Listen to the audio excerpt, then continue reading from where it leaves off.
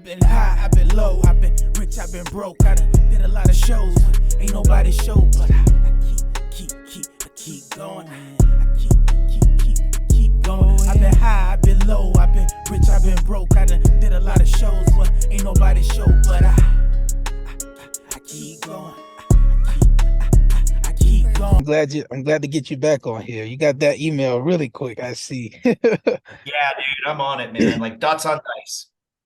So the last question I was asking about your relationship with cannabis. Do you believe in the medical side of cannabis? I think so. Yeah, man. I've talked to too many people. I'm a vet, and I've talked to too many people that, even veterans, right? That, sometimes they're dealing with things like PTSD or, anxiety or something like that. And I find out that, when they smoke, they end up, not only feeling the effects from the plant, but they talk. And when you talk, with other people and stuff like that are in your circle or whatever, while you're smoking, that's therapy, and they're talking through their issues and stuff that normally maybe we don't talk about. So yeah, and I've met too many people that have had, situations where it's helped with pain, it's helped with sleep, it's helped with, like I said, like maybe anxiety or PTSD. Yes. It's gotta be some kind of a medicine, Definitely, man. I agree. We all got an endocannabinoid system. Yeah, we all have an endocannabinoid system. It regulates things like that. Yep. So every human it's got to be some kind of medicine. Yeah. And even the federal government, they have like medical like sciences and studies that they do. They have like a whole medical side federally already. They had it for years. Like I read this article about this guy in Florida. He had his medical marijuana card like in the 90s. And, like he was smoking for years with the federal government's permission. You know what I mean? So they know the benefits of it medically. But I think like there's a huge, like, the racial undertones of, disproportionately, arresting people. And it's like, that'll be a huge slice in that money that, the war on drugs brings in, you know what I mean? And so a lot of people like, if we cut that, that's going to stop a lot of our, our state's income, with the private prisons and all that stuff. And I think that a lot of states, the ones who are definitely hesitant, I think they benefit off of arresting people. That's why they like, no, we're not legalizing it, because that's a huge income of our state, you know what I mean? A part of our income. So it's like, they 100%. We have for-profit prisons, which means they make more money the more prisoners they have. Yep. So that means they're trying to lock people up. Yep. And you take this away, which is a stupid thing, but it's an easy thing for them to lock people up, especially people that are, not well connected, especially people that are poor, especially people that are of, oftentimes minorities. Yep. And they target these people. They can't afford, good lawyers and good defenses and stuff like that. So they end up locking them up, and people's lives are destroyed over these stupid laws. While at the same token, you've got people out there, becoming millionaires on cannabis. It's wild. Yeah. And so for me, being in Florida, I just did my research, and I'm like, where could I go where it's legal, where I won't be, targeted? And I came to the Pacific Northwest, because it seemed like you guys had it going on out here. You guys have regulations, all this stuff that Florida is just like drag ass and to get, because I got my medical card in Florida and everything. That process was just like, it was just taking forever to get my medical card. And then once I got my medical card, it's all these other hoops I got to jump through to get, to get regulated. I'm like, man, it shouldn't be this hard. It's like they want you to go the other route. They want to catch you. They want you to get on the other side. I'm just like, nah. But it's like, it is what it is. So what do I do? Do I complain about it, or I do something about it? So I just moved. It's where it's not as, it's criminalized basically. But that's me. That's me. Everybody don't have that same zeal or passion about a thing to move. And so when I started my production company, I knew that there's people that were just like me So I started putting it in my music, like legalizing it nationwide. I'm taking inspiration from like the late great Peter Tosh and stuff like that, who Bob Marley, who spoke about the plant in the medical and the spiritual way, because it's only looked at one way to certain people. So, you know, but yeah, man, it's crazy, man. It's just change is difficult, Yeah, especially when there's so many groups that have been in power yeah. and are making money for so long. So you've got, the prison system that's making money, and you've got big pharma, and you've got, alcohol and tobacco, and you've got all these other groups that are right now are the establishment, and they're like, hey, we don't want you eating off our plate, right? We don't want you to Right. be wet in our water. And so, it's hard to make change, but it's got to be something that comes from the people. Yep. The people have to demand it, because if we wait for our representatives and our Congress people, see, the problem is they're not getting paid by cannabis like Mhm. they are from big pharma, like they are Right. from tobacco, and like they are from, what I mean, the powers that be, the prison lobby. That's a Yep. thing. And Especially so in Florida. yeah, oh my God, yeah.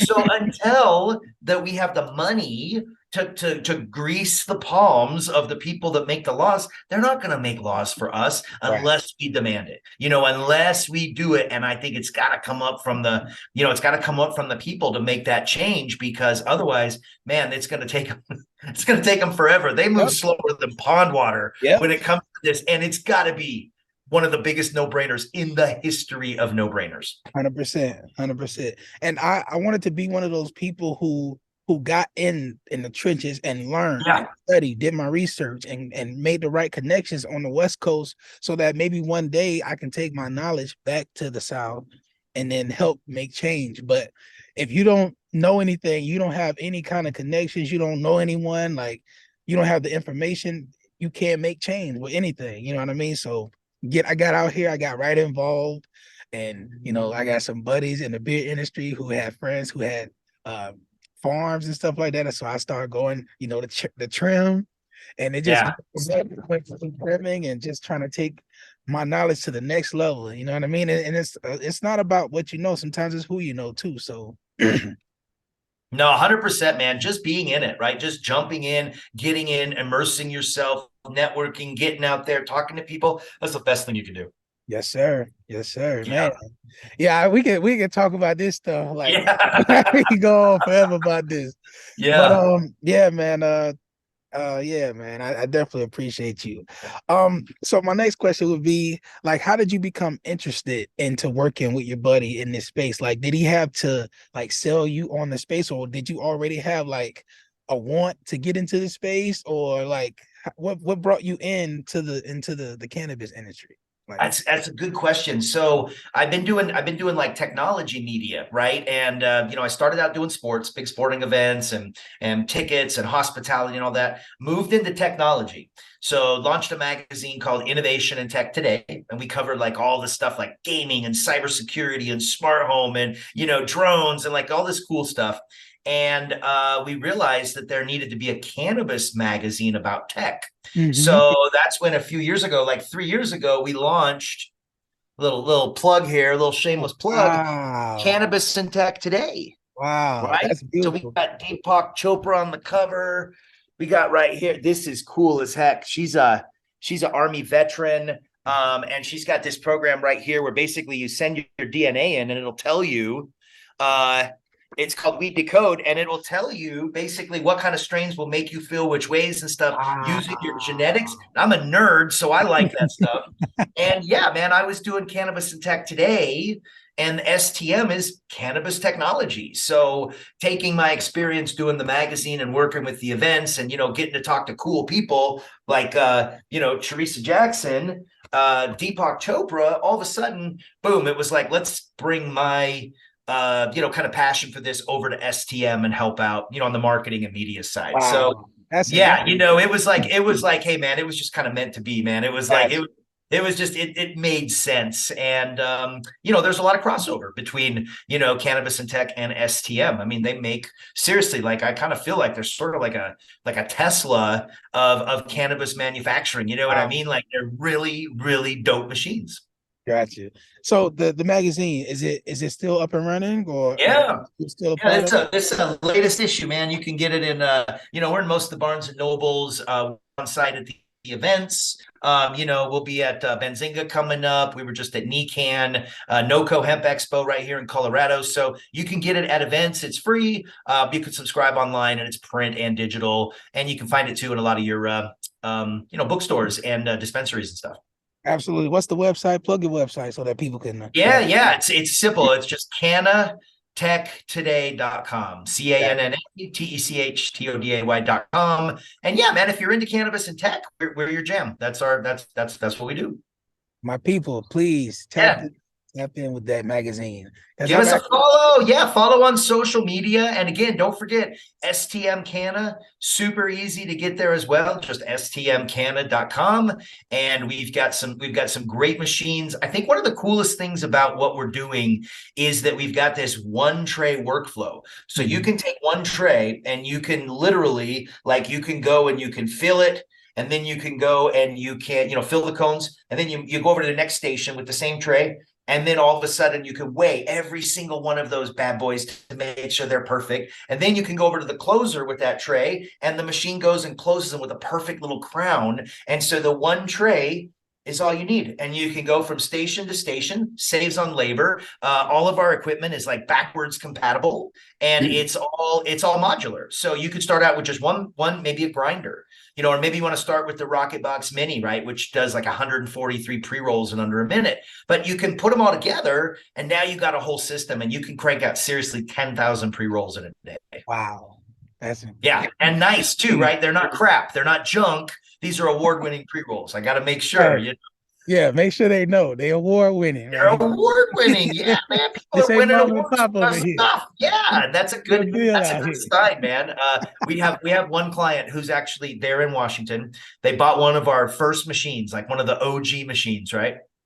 It's still cranking out pre-rolls from today. We keep trying to reach out to them, be like, hey man, you got to check out our new stuff. Hey, you got to see. Nah, we like the old one. They're like, this thing's still going. And we're like, but no, that's cool. No, that's good too. But it's like a droid, man. It's just a work droid, and they just keep on cranking stuff out. I will tell you this: some people that have pre-roll lines where they're doing them, some of them had like 9 people working on the pre-roll line. Once they got our atomic closer in there and they got our Rocket Box Mini, they had it down to 4 people running the same thing and putting out more. So that allows an operator to save in labor. And then you could turn around and you can use that money for some other part of your operation. Gotcha. So and labor's expensive nowadays. It is, definitely. Yeah. That's why like AI is starting to take over now. So automation, AI, this stuff ain't going nowhere, man. Yeah, man. So do you guys come to Seattle? Yes. Because in Oregon they had the Oregon leaf bowl. I went last. Yeah. You guys go to like cannathons and sell your machines and stuff like that? I think we should. I mean, we definitely go to a lot of trade shows. We'll be at CannaCon OKC coming up.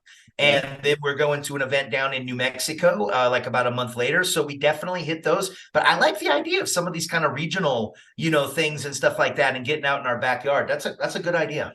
Definitely, man. If you guys got something coming up in Denver, I'll come down, man. I'll support, man. Yes. Or if you come back up to Seattle, or Washington, or do something in Spokane, I'll go out and support. I love being a part of this industry. It's a community, you know what I mean? And once you understand that, it broadens your horizon, you know what I mean? And so, yeah, when I went to my first, when I went to my first Oregon Leaf Bowl, man, I was just blown away, man. It was like Comic-Con for like the cannabis industry.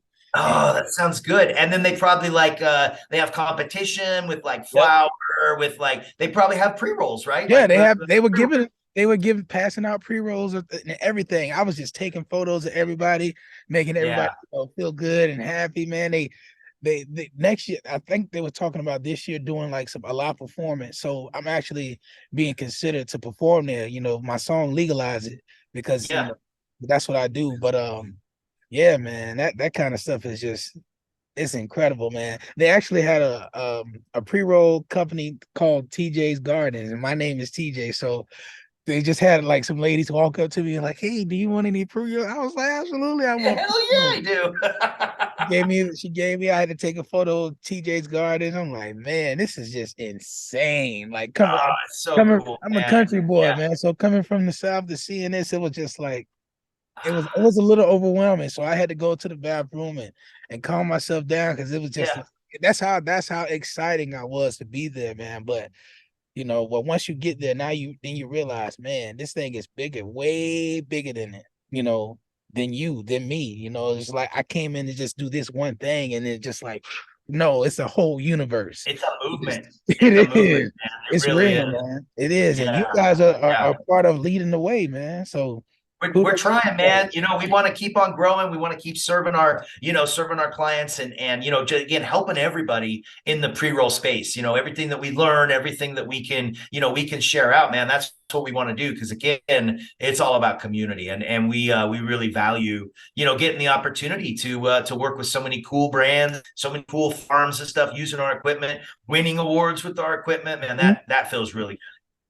Gotcha. Did you have to have any certifications or anything to work in the industry, or it was just you took what you already knew and just came right? No, no, man. I just had to know people. Gotcha.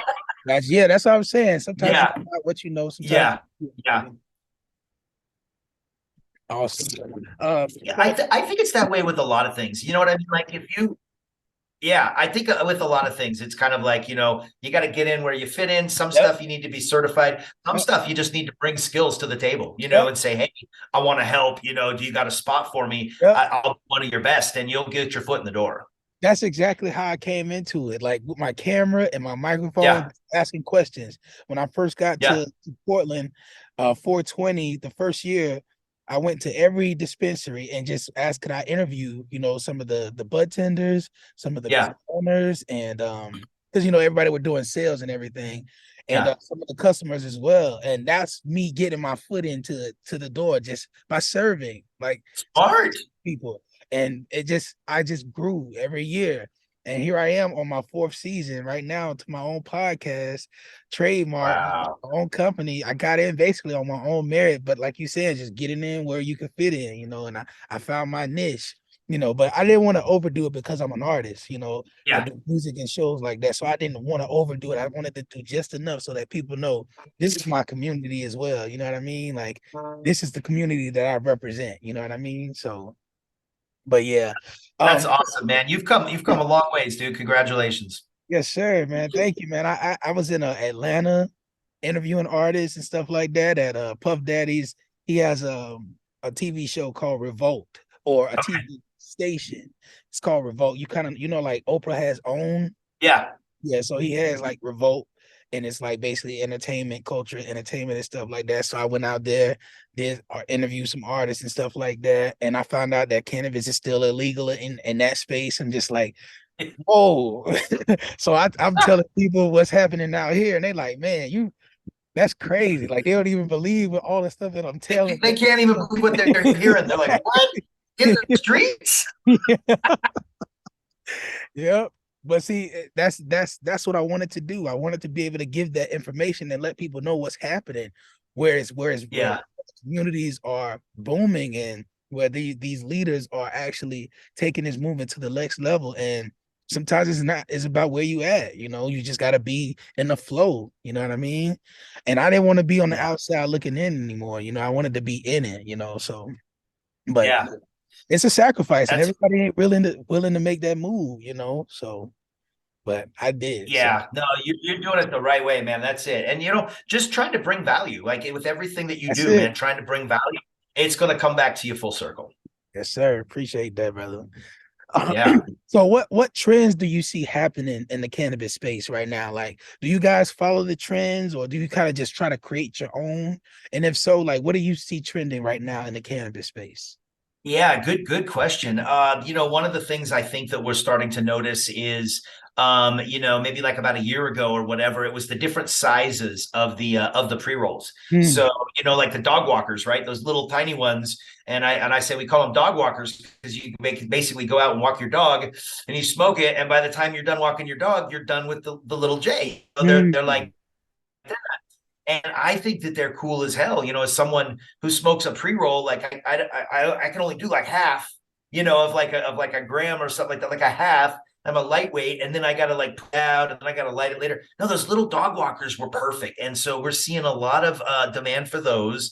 And I think that what's really, really, really we're starting to see right now, infused, and live resin. That's become the big thing right now is whole plant and live resin and just that kind of stuff, so that you're getting everything, all the cannabinoids, all that stuff. I think that what's kind of going out is just the super high THC, and I think that because that's kind of like sort of like amateur hour. Like there's so many other things to the experience than just that THC. Yeah, But they and a use lot of it people are to sell. lying too. A lot of people that ain't really the Exactly. Yeah, they're just putting that on there. 40%. Yeah, they're 99% THC. What? Yeah, the You would die casino is just catching smelling it. on. Exactly, catching on, man. Yeah, but no, I do think that that we're starting to respect the terpenes, the cannabinoids, the overall experience, which again is kind of cool about that test I was talking about that I've taken. It's going to let me know how, based on my genetics and my DNA, how those different terpenes and cannabinoids affect me. So when I get those I need that back, test. yeah. It's called Weed Decode, right? Weed Decode. Yeah, And you can get it online. And I'm telling you, it's like one of those, 23andMe's, but for weed. It's like it's like DNA test, to help you understand how that stuff works. And yeah, man, like I said, I was down for that. But I think that we're starting to see as far as trends go. I think that pre-rolls are really, really strong here in the US. I think it's the number 2 in sales. I think it goes flower and then pre-rolls. So it's much bigger in the US than Canada. Canada pre-rolls aren't quite as big, but I think that you are still going to see a lot people like frictionless, people like easy, picking it up, buy it, boom. They want to be in and out of the dispensary. Nobody wants to. I mean, isn't it crazy? Like we are so conditioned where now, like if I wanted to buy weed, I had to go meet somebody in the parking lot at Albertsons, right? Like 20 years ago to buy weed, and they would show up like 45 minutes late, and you would just take whatever they gave you, and you were happy, and that they pinched that shit. It was fucking small, and you don't even know what you were getting. And now you can go into a dispensary, everything that you're getting, right? It's all right there. It's all weighed out. And you're like, gotta wait 10 minutes for this crap. Yeah, it's crazy. Like the convenience that we get. What is this? Yeah, right? it's like it's crazy. And it's funny because in other states, people don't want to go into stores. They would rather deal with that guy at the Albertsons parking lot. And to tell them, hey, you can go into a dispensary and actually get it all weighed out and get it all perfectly. That's like, what? I don't want to do that. That makes they got to take my ID. No, they got to put me in this database and this system. And so to some people, it's just like the exact opposite. Dude, I'm in every database. Yeah, man, it's crazy. They got my DNA now. Exactly. It's like, come on, man. It's really not that deep, But that's the certain different levels of stoner. You know what I mean? Well, but that's a big deal too, right? Is that the legacy market, the market that's been here and is, some places it's bigger than the above ground market. You know what I mean? Like the legacy market's bigger, and they're selling more stuff than the ones that are paying the taxes and the regulations and everything like that. So that's a problem. They got to figure out how to fix that, because otherwise, why are you going to be above ground and pay all the taxes, do all the regulations if you can't make any money? And those people in the legacy market, they're making bank. Yeah, 100%. Yep, you're right. Yeah. So where do you see the industry going in 5 years? Where do you see it headed? I think that within 5 years, we're going to have some type of either, we're going to deschedule the plant, right? So we're going to take it down from a Schedule 1 and put it out to something where, boom, that's it. Or Schedule 1, like heroin. Yeah. Fucking what else? Yeah. What else is on? They got it up there with like freaking nuclear radiation and freaking, you know what I mean? Like the worst shit on the planet. And they're like, yep, that's where that goes. It's up there with like freaking neurotoxins and freaking like the most horrible shit on the Yeah, planet for you. And they're like, literally. that's where we'll put that plant. Yeah, that's crazy. That's crazy. I think we'll be off that schedule. Hopefully some kind of legalization. But then again, man, everybody's like, oh, we want to be legalized. We want to be legalized. But as soon as that happens, dude, some big money's going to come into the space and it's going to suck up some oxygen. Big tobacco, big beverage, big, you know what I mean? Big pharma. They're going to come in here and all of a sudden, dude, they're going to, once it's federally, like, because they don't want to get their hands dirty now. They're letting people build it up, state by state like this. But as soon as it becomes federal, where it's either descheduled or it's legalized or something like that, I think you'll see a big rush. I think you'll see a consolidation. I think that you'll see, big players move into the market with lots and lots of money. And I think that you'll see, a lot of companies are going to get squeezed. They're going to get squeezed. It seems like people are starting to make that move now. Actually, that's what I'm seeing. I'm starting to see people who normally are not in this space, or like I'm starting to see them start to buy companies now. Like even Puff Daddy he bought some company like a few months ago. He got into it. He was talking about because of the lack of representation, and stuff like that. But it's like people these entertainers are starting to buy into this thing. So maybe they see something like you said, like it is happening. It is this big, huge boom is getting ready to take place. And people like you and me, we got into it early. So hopefully we benefit from it, Yeah. That's what I'm saying, man. Hopefully, we got enough skin in the game so that we can still bring value and we can still be here. But yeah, it's going to be interesting to see how it goes because everything is, the US is going to be last in North America to legalize. We're going to be after Canada. We're going to be after Mexico. And man, we got to get our shit together. We are not moving very fast. But I think like what we were speaking on earlier about like the prison thing, I think they trying to, like, in certain states like Chicago, they're releasing people who were arrested for like small, cannabis charges and stuff like that. In New York, they're releasing people and stuff like that. So it's like they feel like, oh no, we gotta let these people go. We gotta let these people go home. But they're not violent offenders. They're just smoking weed. You know what I mean? So it's not like you letting monsters back into society. You letting people out who wanted to, to medicate. You know what I mean? They wanted to simple possession. Possession and stuff like that. So just like they dealing with that in other states. That's what the government in different states, they're thinking about that. We're letting these monsters back up. Come on, man, get out of here with all that, man. So, but yeah, I see that too. I see that. I'm right there with you. I see that happening definitely. It's gonna be fun and exciting to watch how things change and how things evolve, man. Yeah. And you'll start to notice too, when the social media platforms, then they'll let up on cannabis, right? Then you'll start to see, the mainstream advertising channels, you'll start to see, there'll be the first weed commercial on TV, like for Monday Night Football or something like that. Yeah, like you might see a Weed Maps commercial or something. Right. Yeah. Like who would have thought that you'd be able to see sports betting, right? Commercials while you're watching the sports game. Like 10 years ago, that wasn't happening. I went to a Rockies game here. They have a betting kiosk inside the stadium. Wow. So you can walk in there, you get your, get a hamburger, get a soda, walk over there, place a bet, get your thing, go watch the game. Who would have thought, right? That was not even a thing. It was totally illegal. Yeah, man. It's crazy, man. I was thinking about Pete Rose when you were saying that. But coaches now, you never know. Like they can point shade. In Colorado, you can go get you a thing of edibles and you can freaking bring them right into the stadium. Nobody cares. You can bring your food in. You can bring peanuts in. You can bring your edibles. You can go and make a bet. You can sit down, have a little munchie, watch some baseball, and just have a good time, man. That you try doing that in Kansas. You try doing that in Idaho. Okay. Idaho, they don't even allow CBD. Yeah, I heard it's really bad in Idaho. They're really not down with it. I think they'll be the Yeah, last state. Like if we had to have a countdown of the last state to legalize, I think it's going to be like Wyoming or Idaho, just yeah. kick screaming, man.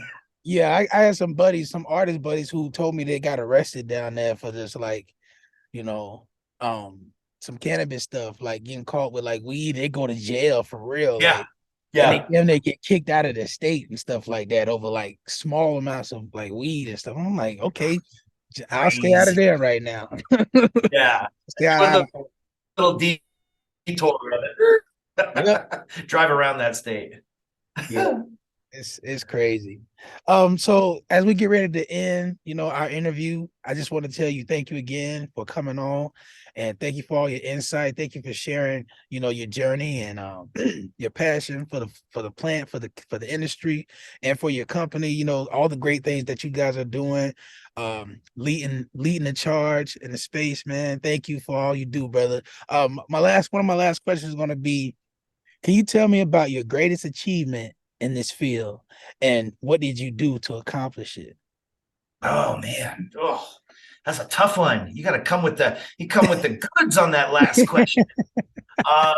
I would say probably one of the best things that we did was, during the pandemic, man, everybody was locked down, and cannabis, we really need our events. Like events are a big deal. Yes. And that's where we network. That's where we do business. We were just talking about it. And me and a bunch of buddies, got together and we came up with this, virtual event that doesn't suck for the cannabis industry. And it was called Emerge Virtual Cannabis, and we had like a real like metaverse type virtual reality event where people create avatars and you go in, and we had 20,000 business cards exchanged amongst attendees. We had 4 different events. We had oh my gosh, we probably had 150 speakers, top-notch speakers, keynote speakers. We had Run the Jewels there. We had the Clio Awards there in the virtual metaverse. We Wow. had we had Ricky Williams there. We had Weed and Grub hosting it. We had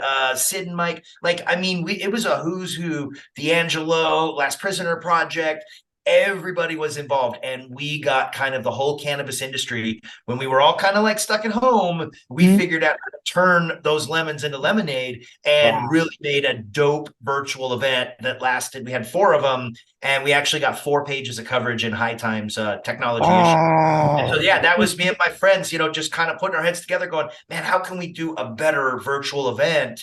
And so, yeah, we found out, how to do them, and they were hard, man. It was just as hard as putting on a real event. Yeah. But yeah, no, cool as hell, man. All completely at your desk. And you can use VR goggles. You create an avatar. You walk around in there. Is literally like playing a video game. Wow. And we brought that to the industry. And Run the Jewels, like people were performing or they were just speaking? No, they were speaking. They were getting an award. But yeah, we had Run the Jewels. We actually had Snoop was supposed to come. They were going to make him his own avatar, and he was supposed to come and accept a Lifetime Achievement Award from the Clios. And in the most Snoop thing ever, he stood up the event and did not show to get his award. So I guess he's still gangster, and he's still so cool. He could just be like, yeah, man, I'm not even going to show up to get that thing.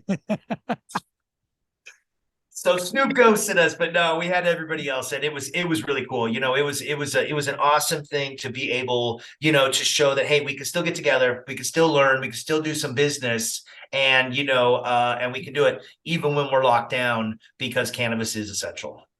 Got you. Wow, man. That's incredible, man.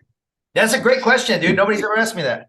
Yeah, man. I try to do my research a little bit, Yeah, because and I know that I do multiple things, and I know that each thing requires a different me. You know what I mean? The yeah, artist me requires this me, the podcast me requires this me. I got to do my research. If you're gonna be doing it, yeah, you got to do it.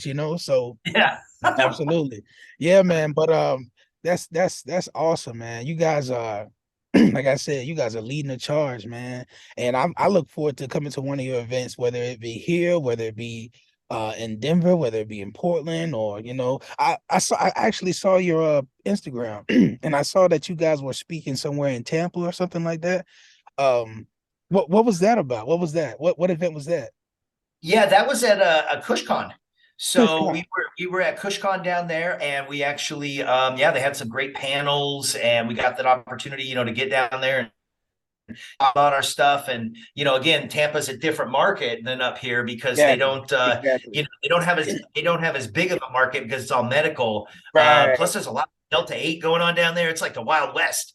But no, man, we've got a bunch of shows that we hit, all around the country. MJ Biz, we do really, really big every year. And yeah, again, the CannaCons, we'll probably be at Lyft. You'll find STM pretty much at most of the big events in your backyard.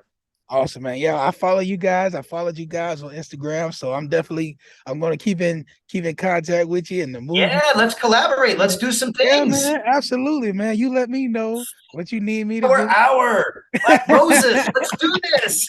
Yeah, man. You let me know what I can do. How can I serve? How can I be an asset to what you guys do and vice versa? I would love I to got you. collaborate with I you got guys. you back like a spinal cord. Sir, yes, sir, man. Thank you again for coming on. This has been another episode of the Flower Hour Podcast. Thank you, Charles. Thank you, Charles, for coming on and talking your talk, man.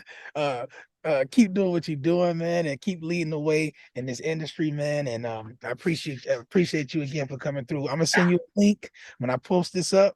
Let people know, man, to tap in with the Flower Hour Podcast. We're on the Pacific Northwest, man, and we're trying to take it to the next level, man.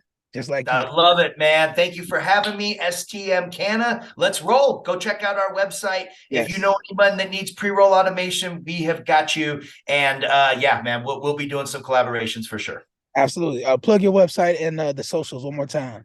Yeah. It's real easy to find. It's stmcanna.com. And same thing on, the Instagram, LinkedIn. We're pretty much everywhere except MySpace. So just look up Yeah, STM Canna. MySpace is We're done. there. Give us a follow, man. Jump in the conversation. And we'd love to have you. Absolutely, man. Peace and blessings, my brother. All right. Peace. Keep going.